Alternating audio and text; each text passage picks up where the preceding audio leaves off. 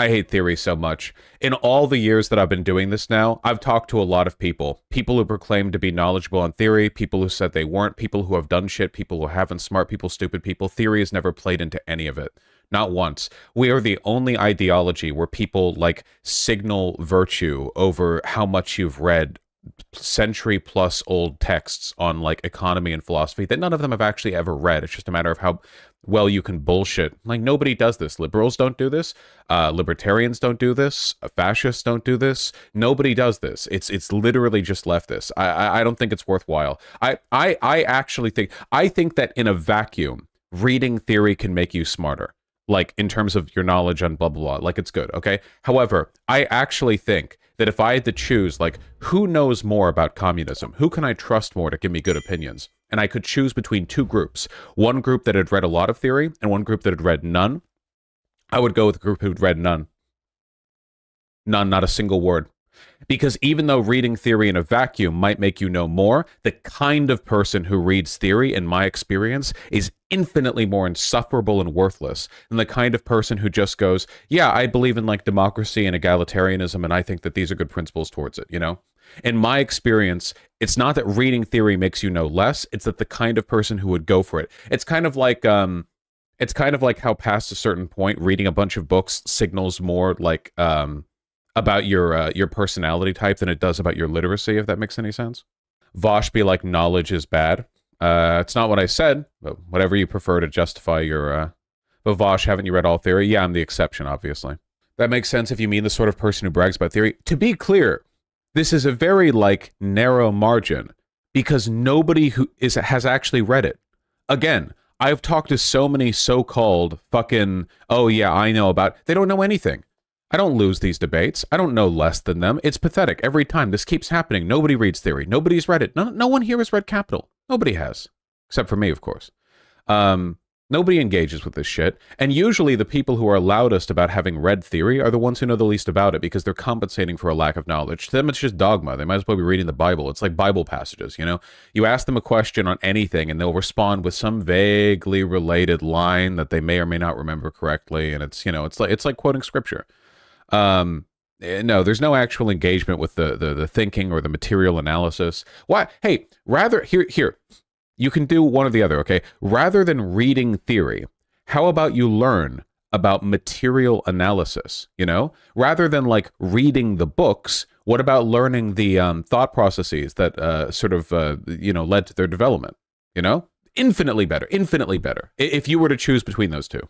I will never forgive, like, the broader community here for normalizing and accepting the idea that it's somehow, like, reasonable to go, oh yeah, you know, we're meant to be this broad coalition, this big tent to unite the working class. Also, by the way, to be a good advocate for these beliefs, you need to read like doctorate level 19th century literature, because if you don't do that, it means you don't know what you're talking about. Never mind the fact that literally every question and every political matter and every economic policy that you could possibly advocate for can be easily argued for, demonstrated, verified, and applied without reading that theory. You somehow still need to in order to be a real leftist. By the way, big tent, working class.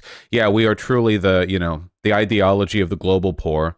Every proletarian in Bangladesh working in their sweatshops, sewing your fast fashion together for 3 cents an hour. You know, we're doing this for them, actually. They've all read Capital, in fact. You're the only one who hasn't. We're the party of the working class. No one said we needed to let those filthy proles in the room, though. True! You know, I've always thought about this.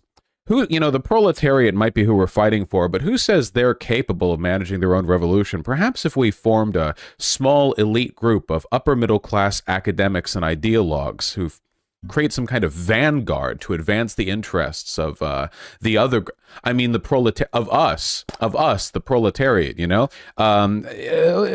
once we seized power, obviously, we'd work to better the interests of all of of us. So give us power and guns, please. Have you read any book, Chin? I've read everything. You do realize you're passing out free clips to every Tanky. So? The fascists get confused and upset by stuff I say all the time. It's not really new. Again, like, dude, it's been 5 years now. When I was earlier on in the YouTube thing, I did have some like respect reserved for the idea that like, oh, I might be smart and knowledgeable and rhetorically effective in some ways, sure, but there's like a lot of really big brain theory people who could probably read my ass and sit me down, you know, if they would show up, and nobody showed up. I've talked to smart people who care about theory, you know. Zixizi. Wait, is Zixizi the person I'm thinking of? Yeah, I'm almost positive it is. Yeah, Anarcho-Pack, but that's not what she goes by these days. That's just always the one that pops. Zoe Baker, thank you. Yeah, who, I mean, I have disagreements with them, but I certainly don't think they're stupid. You know, I respect their intelligence. But the gap is just not that big, guys. You know, in my experience, usually theory just seems to be a way to obscure and obfuscate the rhetoric around bad ideas. Not in their cases. Well, maybe in some ways, you know. They're not ride or die Biden, but a lot of the times it does just seem like a way. How do you construct like a impenetrable rhetorical barrier around a bad idea? You know, it's very disappointing. I think that the important thing to learn is the material analysis bit, you know, historical materialism, whatever. I think that's the important part, like the underlying process. I'm biased because that's a sociological theory, and I got a degree in sociology, so obviously I'm going to, you know, promote the thing that most orients with my interest and knowledge. But still, I think that's the important part. You know, I have made the point that the whole everyone needs to read theory or you're a bad leftist thing is incredibly elitist, and there have been snobs who have never read theory before in their lives, by the way, on like lefty subreddits who have said like, wow, Vaush really thinks it's that hard to read theory, and then they go on to pretend that like it's very normal for everyone in a political movement to be like, you know, reading big textbooks of philosophy work, you know? Hey, Destiny, when you watch this take, keep your hands in your pants. He's not one to sneer at other people for the process of constructing large rhetorical barriers around stupid ideas, to be fair. You remember that dumb fuck Stalinist you argued with way back when who said peasants aren't actually proletarian? Yeah, the reason he was... So that was a good example of theory getting in the way of somebody's knowledge. The proletariat technically describes like a capitalist... like post-industrial relation between the worker and the bourgeois, but the idea then that like in a colloquial sense or towards a broader picture, peasants are not proletarian in concept and nature, that's ignorance, you know? It's kind of like, it's like a little knowledge is a dangerous thing, like, you know, just enough to know that there's a kind of historical material barrier between the proletariat and the peasantry, but not enough to know that in the context that I was using the proletariat, that's sort of a transpositional value of the underclass that would have referred just as well to the peasantry as to the modern proletariat. Just a meaningless semantic distinction that did nothing but wasted multiple minutes of that conversation. Not that, you know, it wasn't better for the rest of the conversation.